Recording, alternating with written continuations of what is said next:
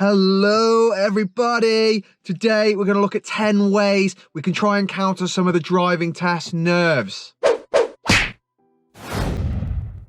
Now we all get them, it's no secret, there's nothing fun about them. Let's see how we can actually avoid them. Number 1, knowing you're actually ready for your driving test. Your driving instructor wouldn't put you forward for your driving test if you weren't ready. Now, chances are you've been driving for a fair old number of hours now, so it's really important that you go in there confident, knowing that you're just doing something that you've already done many hours before. It's going to really help you mentally prepare properly for your driving test. Number 2, keep it a secret. Shh. Don't tell everyone you're doing your driving test. Take some of the pressure off. They don't need to know anyway. They'll find out once you've passed. So only tell people you really need to know or really want to know. Coming in at number 3, pretend it's a mock test. You've done mock tests plenty of times before. Okay, the guy's got a high-vis jacket on and maybe a clipboard or an iPad in his hand, but that's the only difference. You're only doing something you've done a million times before, so do it again. Number 5, arrive at the test centre in plenty of time before your driving test. Don't have added pressure on yourself of being late. Now, before coronavirus, I would have advised getting there around 15 minutes before. Plenty of time. Since coronavirus, they don't want you to be there more than 5 minutes before, so find somewhere maybe close to the test centre where you can park up and wait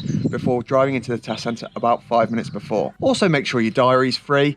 Don't go knowing that you've got to go straight to work or you're in a rush somewhere else straight after your driving test. Anything that's going to add pressure to you, just get rid of it.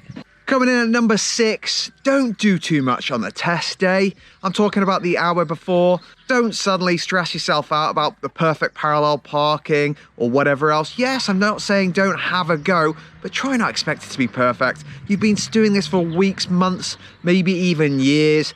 There's no point stressing about it on the day of the test. Coming in hot in number 7 is stay off the caffeine. You might think after being up all night worrying about your driving test that you need all the coffee in the world, but trust me, you don't. Coffee's been proven that it can make you agitated and nervous, and it's the last thing you need when about to go on your driving test. Drink something calming and natural like water, chamomile tea, even milk. Whatever works, just not caffeine.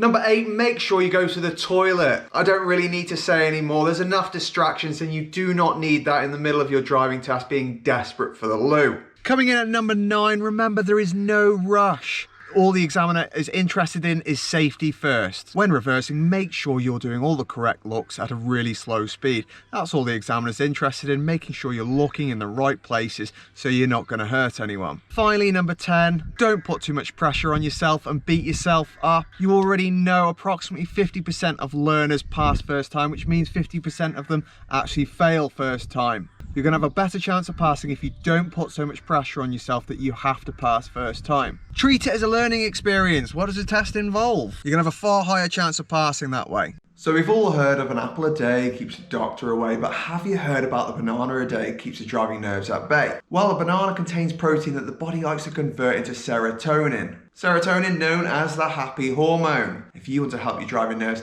eat yourself a banana before the test. That's it, folks.